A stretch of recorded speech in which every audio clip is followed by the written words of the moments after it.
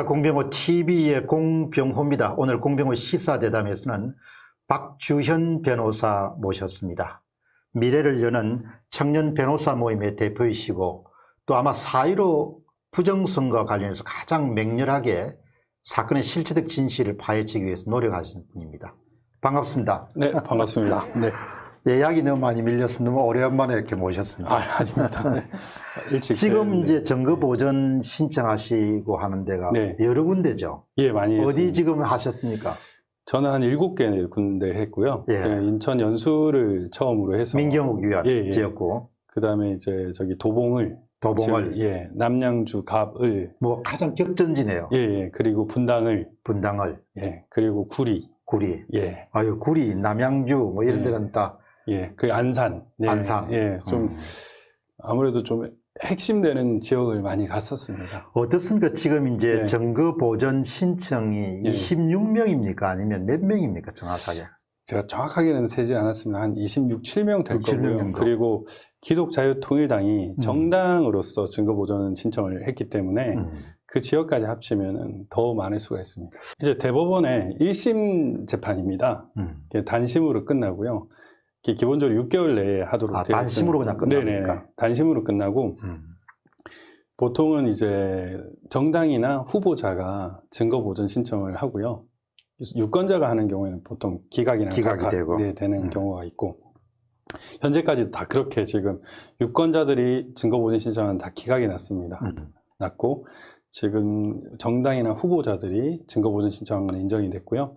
그리고 선거 무효 소송 소장을 일단 냈고 지금 뭐 한 100 몇십 개, 한 30 몇 개의 지역구 선거구에 됐고 그 기독자유통일당에서는 총선 전체가 무효라는 소송을 냈습니다. 대단하시네요. 예, 일단 이 선거 무효 소송을 제기하게 되면 그 공직선거법상 이 투표함이나 이 선거 관련 물품을 보존하게 되어 있습니다. 예. 예, 그래서 이제 계속 보존이 될 거고요. 지금 보존이 될 거고, 현재로서는 이제 각 선관위에서 그 자기 소속 공무원들을 소송 수행자로 지금 임명을 해서 답변서를 일단 제출을 했는데 답변서의 내용은 이제 지금 이제 답변을 곧 할 테니까 이제 뭐 청구를 기각해 달라 이런 취지로 지금 답변서를 다 일괄적으로 제출을 했고요.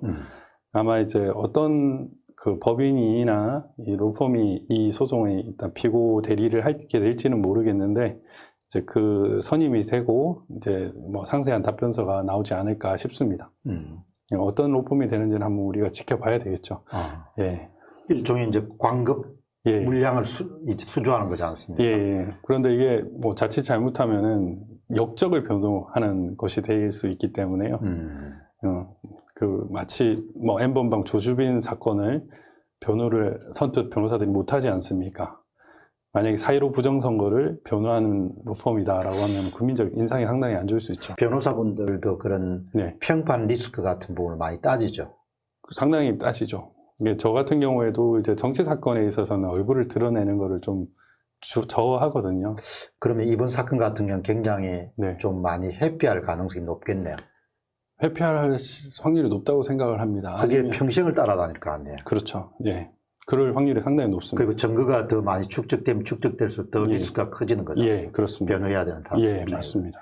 그러면 이제 사람들은 이제 네. 증거 보전 신청이 들어가고 이렇게 하면은 그러면 이제 관심은 네. 재검표가 네. 언제 정도 되냐.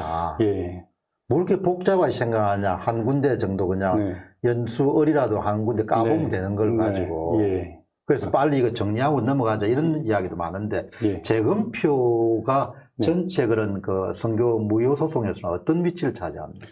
결국에는 가장 중요한 그 내용이겠죠. 사실은 그걸 확인하는 절차가 결국 선거 무효이냐 아니냐의 가장 근본적인 그 전제가 될 테니까요.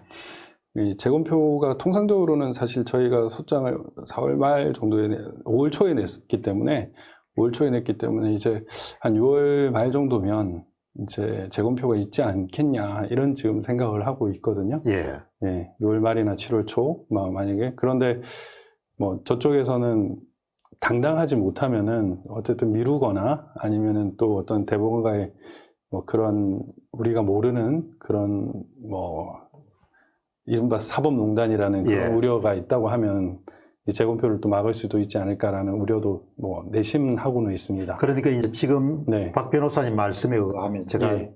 모르면 좀 이렇게 네. 고쳐주시죠. 네. 그러면은 이게 대개 한 2달 정도 되면은 네. 일반적으로 보면은 통상 네. 재검표가 이루어지는데 예, 예. 2달 정도 네, 걸리는 네, 거죠. 네, 네. 근데 전 그렇게 사례가 보고 많죠, 그동안. 예, 그 안에 보통 이루어졌습니다. 그런데 네. 이제 변호사분들도 이렇게 그거 하실 때는 네. 대개 한 2달 안 넘을 것이다 이렇게 보신 거죠. 예, 2-3달 안에는 끝나겠다라고 지금 보고 지금 하고 있고요. 그럼 이제 재판 변론이 아직 진행이 안 돼, 길도 안 잡혔는데, 그간에 이제 준비 서면이나 이런 것들은 지금 일률적으로 다 내고 있습니다. 이제 검증 신청이나 뭐 이런 것들 내고 있고, 전자 서버, 이제 중앙 서버, 전자개표기에 대한 증거 보존을 계속 하고 있는데요. 뭐, 저희가 이제 거기에 대해서 그 항고 기각 난 부분에 대해서 증거 보존 신청을 했는데, 전자개표기는 계속 부인을 했거든요, 서버랑. 그래서 거기에 대해서 또 저희가 항고를 했는데도 그것도 기각이 나서 이러면 안 되는데라고 생각을 하고 있습니다. 그러면 이제 어쨌든 조금 이따 그 문제는 이제 네. 증거 보존 신청이 기각되는 문제를 네. 물어볼 건데 네. 그러면 이제 6월 말까지 될 재검표가 네. 인천 연수원이 가장 먼저지 않습니까? 뭐가 문제가 될지는 모르겠습니다. 될 왜냐하면 가능성을 좀 높습니까? 아니면은 뭐 네. 재검표를 해야 되지 않겠습니까? 지금처럼 수많은 증거들이 나왔는데 재검표를 하지 않는다는 것은 이제 국민 주권을 지금 잃었다고 분개하는 국민들이 어마어마하게 많은데 이를 무시하는 처사잖아요. 일단은 그 정부가 신뢰성을 담보하기 위해서는 사실은 대법원보다는 중앙선관위가 먼저 그냥 우리가 까보자라고 얘기해야 되는 게 훨씬 더 많거든요. 근데 그들이 그렇게 하고 있지 못하니까 대법원에서 그걸 받아줄 수밖에 없어야 됩니다. 그러니까 어떻든 간에 한 6월 네. 말까지는 네. 결판을 내야 된다는 거죠. 예. 만일 6월 말까지 결판이 안 나고 계속해서 이제 네. 재검표를 미루게 되면은 네. 그거는 이제 석연치 않은 이유로 받아줄 수밖에 없다 이렇게 볼 수 있는 거네요. 그렇죠. 뭐 지금 양승태 대법원장이 구속됐었잖아요. 예. 뭐 지금과 같은 그 경우가 또 다른 사법농단이 될 수 있다는 생각이 들고요. 뭐 저는 뭐 양 대법원장님은 사법농단이라고 생각하지는 않지만 예. 뭐 일단 그들이 먼저 제기한 그 프레임에 본인들도 갇힐 수 있다 이렇게 생각을 하고 있습니다. 그런데 네. 그런 부분에 대해서 관여하시는 네. 그 판사님들도 네. 본인이 그런 리스크가 있다는 걸 본인이 아시죠? 뭐 아는 사람도 있고요. 예. 또 주변 법조인들 보면 또 일에 치이거나 또 생활에 치여가지고 그런데 되게 무관심한 친구들이 많습니다. 판사 검사들이 기본적으로 또 시사에 밝은 사람들도 있는데 또 한편은 시사에 상당히 어두운 사람들이 많아서 세상이 어떻게 돌아가는지를 또 감지 못하는 경우도 상당히 많습니다. 지난달입니까? 제가 그날이 아마 일요일이었던 것 같은데 네네. 4.15 부정선거 진상규명을 위한 변호사 모임 네네네. 그게 한 7, 8병 분이 네. 개입하시죠. 그게 대표로 계시죠. 예, 맞습니다. 그거를 제가 팩스로 네. 그 고발장입니까? 예. 그 보도자료. 보도자료 그거 보고 내가 그 사안이 너무 중요하다 이렇게 생각해서 네. 바로 이제 네. 방송을 내보냈거든요. 네. 근데 이제 법이라는 것을 아주 잘 아는 사람이 아니지만 그걸 볼 때 네네. 좀 조직적이고 체계적으로 증거 보존 신청을 이렇게 계속해서 네. 그 법률용어로 각하라고 합니까? 기각. 예. 각하시키는 거죠. 기각시키는 겁니까? 그렇게 계속해서 기각시키는 그런 사례를 보고, 네. 야, 이게 왜 이렇게 이번 선거의 네. 실제적 진실을 파악하는데 필수적인 그런 네. 전자분류기라든지 예. 이런 걸 왜 이렇게 계속해서 이렇게 기각하는가? 네. 그 부분 좀 말씀해 주시죠. 지금 상황이 어떤지. 제가 만약에 아주 좋게 이제 법원의 입장을 판단을 한다면 사안에 대해서 잘 몰라서 그렇게 판단할 수도 있다고 생각을 합니다. 예를 들면은 지금 그 부정선거의 방법이 뭐 여러 가지가 나왔지 않습니까? 그 중에 하나가 이제 사전투표 수를 부풀려서 유령투표가 투표하게 한 것이 있고, 관외 사전투표를 또 우체국이나 다른 어떤 경로에서 또 뭐 바꿔치기를 한다든지 이런 부정이 들어갔다는 의심을 받고 있고, 그 다음 전자개표기에서 홈표 발생 등으로 조작을 했다는 의심을 받고 있다. 이게 좀 크게 세 가지 굴레인데, 이제 지금 법원에서는 그냥 표만 까보면 되지 않느냐라는 입장으로 지금 보입니다. 그러니까 종래에 이제 당선 무효 소송이나 선거 무효 소송은 이제 표 차이가 아주 현격하지 않았을 때, 아주 조금밖에 안 됐을 때 그냥 까서 세보면은 드러나지 않았느냐라는 입장이었거든요. 그런 종래의 시각으로 지금 접근을 했던 것 같고요. 지금 이번 부정선거 같은 경우는 QR코드라든지 전자개표기 문제라든지 뭐 사전투표 수의 문제라든지 이런 디지털적인 측면이 상당히 많이 들어가는데 이 지금 선거 무효소송의 본질을 아직 깨뚫지 못하고 있다라는 이제 입장이고요. 이게 이제 좋게 해석하면 그렇게 볼 수 있습니다. 뭐 어쩌면 법원을 비난하는 식으로 될 수 있는데 그 어떤 사안에 대해서 직접적인 지식과 경험이 짧고 세상이 어떻게 돌아가는지를 모르고 있다라는 게 이제 그들을 뭐 변호할 수 있다면 그들의 변호 논리가 될 수 있는데 부정적으로 또 해석을 하면은 조직적으로 맡고 있는 건 아닌가라는 생각도 듭니다. 왜냐하면 저희가 처음에 인천 연수구를 증거 보존 집행을 먼저 했었는데요. 그때는 이제 투표지 일체였습니다. 투표지 일체를 증거 보존 대상이 됐었거든요. 그런데 보존을 하러 갔더니 이 인천 선관위 직원이 사무국장이 이거는 못 준다라고 얘기를 하는 거예요. 판사하고 결정문이 있는데도 불구하고 못 준다라고 얘기를 하는 거예요. 왜냐, 지역구 국회의원은 비례대표와는 상관없다라고 본인들이 해석을 하는 겁니다. 그래가지고 근데 판사도 처음에는 이쪽으로 쏠리려고 하다가 저희들이 항의를 하니까 결정문에 투표지 일체라고 되어 있지 않느냐라고 얘기를 했거든요. 그러니까 판사도 자기가 결정을 낸 거기 때문에 맞다. 그래서 내놔라 이렇게 얘기를 했는데도 막았습니다. 근데 그 이후에 어떤 식으로 결정을 하고 있냐면은 비례대표 투표지는 제외한다. 이런 결정을 했었거든요.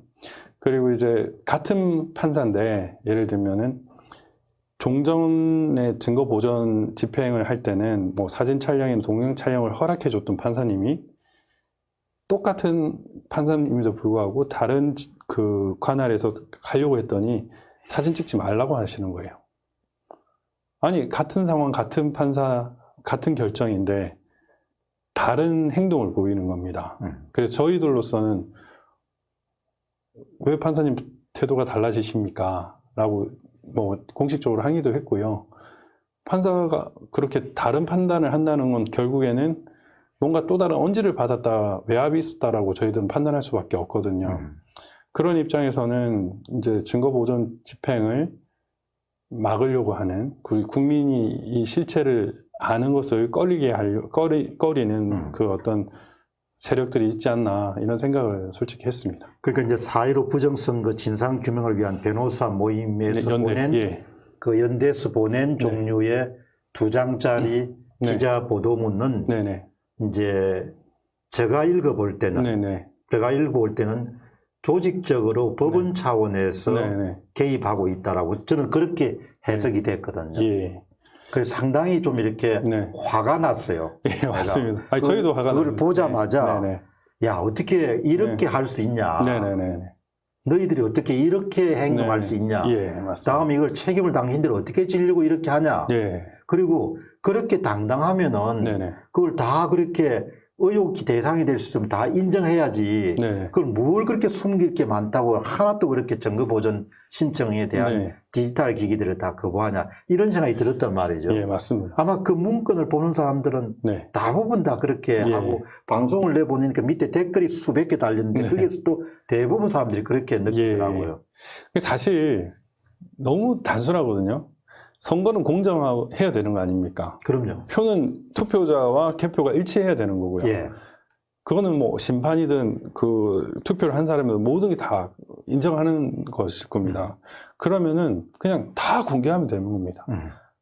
사실은 증거보존 집행에서 세세하게 이렇게 저희가 항목별로 막 한 몇십 가지를 적었는데 그 몇십 가지가 중요한 게 아니라 그냥 사실은 선관위 있어도 다 가져가십시오 이렇게 얘기해야 되는 게 맞고 대법원에서도 그거 다 가져와라 라고 하는 게 맞습니다. 예.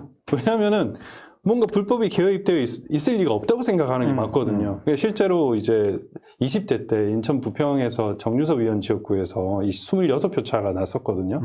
그 당시에는 수개표를 다시 했는데 그때 이제 선관위는 까봐도 똑같다. 당당했다고 합니다. 그래 실제로 똑같았고요. 세표가 좀 차이가 있었는데 그건 이제 무효표가 유효표가 되는 이런 과정에서의 문제였고 지금처럼 선관위처럼 대응을 하진 않았습니다. 뭔가 조직적으로 감추려고 하고 숨기려고 하고 물어보면 답변을 안 하려고 합니다. 예를 들면은 이제 증거보전 집행을 하다 보면은 선관위 직원도 같이 동행을 하니까 이건 왜 그렇습니까? 이렇게 얘기를 하는데 답변을 거부를 하는 거예요. 저는 이해가 안 되는 겁니다. 거부할 이유가 없지 않습니까? 정당하게 했으면은 뭐 답변을 안 할 이유도 없고 그런데 그래서 더 수상해졌죠. 저는 처음에는 이 증거보전 집행을 시작할 때만 해도 전산 조작이라고만 생각을 했거든요. 전산 조작만 있을 거다. 그렇게 생각을 했는데 증거보전 집행을 하다 보니까 그 투표 그 용지가 어떻게 보관되고 투표 관련 도구, 선거 관련 도구가 어떻게 보관되는 걸 보다 보니까 내가 어리석었구나. 오프라인 범죄도 일어났다. 이런 생각이 들 수밖에 없었습니다.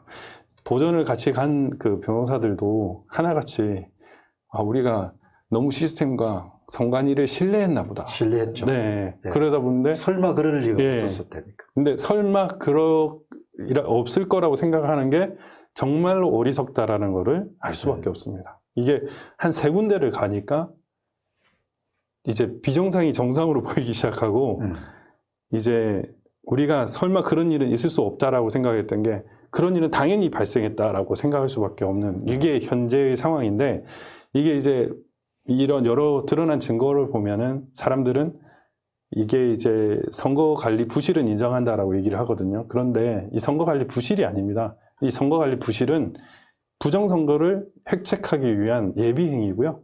이걸 덮기 위한 증거인멸 행위의 복합적인 행위입니다. 그러니까 정말 중요한 거는 선거관리 부실은 부정선거의 어떤 흔적이고 감추기 위한 또 증거이고 이렇게 보는 것이 맞습니다. 네, 그렇게 봐야겠네요. 네, 맞습니다.